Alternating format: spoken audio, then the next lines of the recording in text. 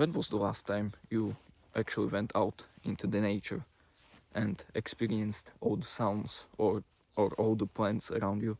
Like, when was the last time you have actually picked a grass or a leaf and actually looked at it closely, inspecting it or something? Probably not even in this month or this week, whatever. You should go out every day if it's possible. If you have nature around your home, then definitely do so, because I mean, I want, or I plan to make a proper video in the future stating all the scientifically proven benefits of going outside in the nature, but it's just so beautiful that I had to make this video this quickly, and I want to make it short, just to basically say that even if you haven't been out in ages, do so. Do it right away if it's possible, or do it tomorrow, whatever.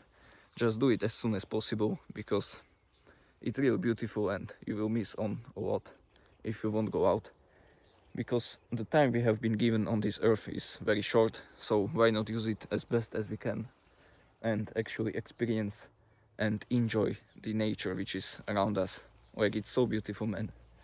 If you won't go out after this video, something's wrong, man. So basically that's all. If you are interested, you can watch this video next.